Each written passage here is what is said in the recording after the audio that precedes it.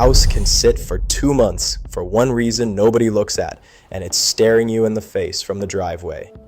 Spring of 2024, I took a listing on the east side of Austin. Clean house, priced right at $485,000. Two nearly identical homes on the same street sold in under 2 weeks. Mine sat for 71 days. I knew why before I ever got out of the car. It wasn't the lawn. It wasn't the paint. It was the garage door. A faded, dented, 3-section door from the early 2000s. The kind that eats up a third of everything you see from the street.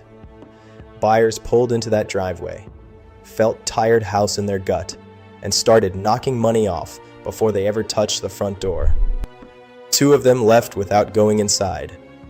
One offer finally came in $22,000 under ask for updates. The updates they meant were really just that one door. Here's the trap most sellers fall into. Somebody told them once, put your money in the kitchen and the bathrooms. They repeat it like it's gospel. They never once checked if it was true for their own sale. So they drop $30, $40, sometimes $80,000 gutting a kitchen down to the studs. Months of dust, months of delay, and they get back barely half of what they spent. The contractor loves it. The renovation shows make it look like the smart move. It feels like real improvement. It's usually the most expensive mistake in the whole sale. Now sit with this for a second. There is one change you can make for under $5,000 done in a single day that returns more than double what you put in. It's the only common project in the entire national data that nearly triples your money. I've been selling and managing property in this city for 15 years. The broker who trained me my first year gave me one rule I've never once seen fail. Look at every house from the curb the way a total stranger does. Because a buyer buys the outside before they ever see the inside.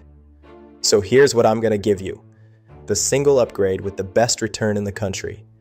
3 more curb appeal fixes that stack right on top of it.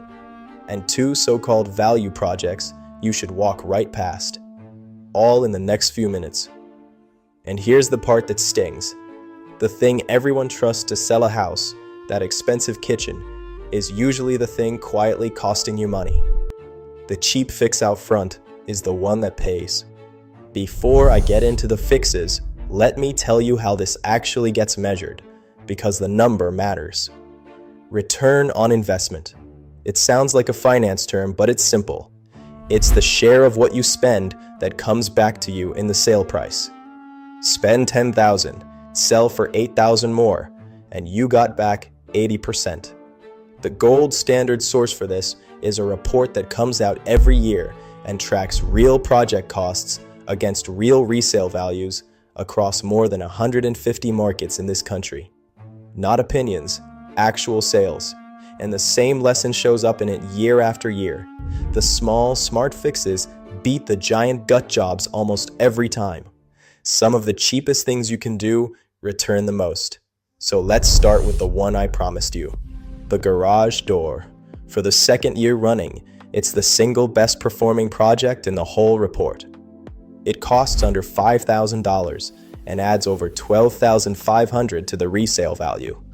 That's a 268% return. You read that right. Almost triple your money back. And it's climbing. Just 1 year earlier, that same project returned 194%. It jumped to 268. That tells you something. Buyers are getting more sensitive to the front of the house, not less. Here's why one door does all that. On most homes, the garage door takes up as much as 30% of everything you see from the street. A third of the whole face of the house. When it's dented and faded, it drags the entire place down with it. Swap it and the house looks modern in an afternoon. More than that, it tells a buyer the home's been cared for, and that quiet signal follows them all the way through the front door and into every other room. One thing, this is a replacement, not some custom showpiece. A standard steel insulated door in a style that fits the house. Don't overthink it. One day of work. Now let's stack on top of it, because curb appeal is where the real money hides. A buyer's gut reaction happens in the first 15 seconds.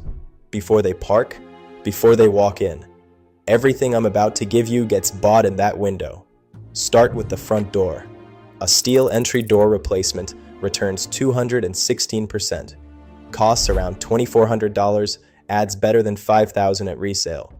Buyers make an emotional call about a house within seconds of walking up to it. A solid, clean front door sets that tone before their hand touches the nod. Next, paint. Fresh exterior paint is about the best dollar-for-dollar move a seller can make. It can pay back all of what it costs, sometimes more. A professional job runs $3,000 to $7,000 on a typical home, and it wipes out the single most visible sign that a house has been neglected. Peeling, chalky, sun-faded paint tells a buyer problems.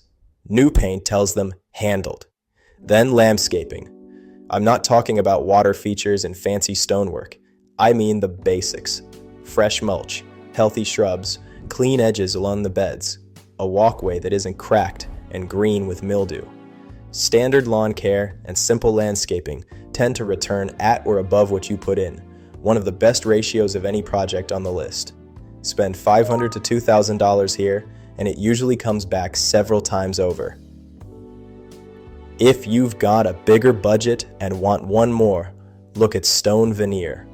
Adding manufactured stone to part of the front, usually the bottom third or around the entry, averages around 150% return at roughly $10,000 to $11,000. It makes the whole house read as more solid. Just know it depends on your region and whether it fits the style of the home, so it's not a blanket win like the door is. Now here's the honest part I owe you, because I don't want you walking away thinking these percentages are free money in your pocket. That 268% doesn't mean you list for $12,000 more and pocket it clean. The real return lives somewhere quieter. It lives in buyer behavior. A fresh, sharp-looking house stops people from walking. It stops the lowball offers. It kills the "we'll need to redo this" credits that get chipped off your price at the negotiating table.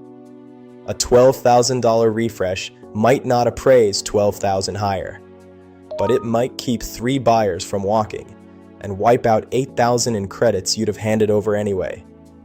That's the return. Fewer objections, faster close, stronger position. And if you do feel you have to touch the kitchen, hear me on this. Minor beats major, always. A minor kitchen refresh, new cabinet fronts, new counters, updated appliances, runs around $28,000 and returns 113%. A full upscale gut of that same kitchen, you get back around 51%, half. So if the cabinets are solid but dated, paint them. Change the hardware. Don't rip the room down to the studs. Now the 2 projects I told you to walk past. The pool. I know it's tempting. A pool costs anywhere from $40,000 to over $100,000 to put in, and nationally, it's one of the worst returns there is. You recover well under half. Worse, in a lot of markets, it doesn't just fail to add value, it shrinks your buyer pool. Families with small kids see a hazard. Buyers in cooler markets see maintenance and insurance they didn't ask for. And the second trap is over-improving for your street. Drop a $30,000 kitchen into a $200,000 neighborhood, and that money doesn't come back. It can't. Your home's value is chained to the homes around it. So the rule that ties this whole thing together is simple. Match what you spend to your comps, not to some national average and not to a show you watched. Put it all together and the picture flips on you. The kitchen everybody swears by is the money pit. The plain door out front, the thing nobody makes a television show about, is the winner. And the reason you never heard it is the same reason you never hear a lot of true things. There's no big industry built on selling you a $4,600 door. There's a whole industry built on selling you an $80,000 kitchen. So here's what I want you to do before you spend a single dollar inside that house. Walk out to the curb. Turn around.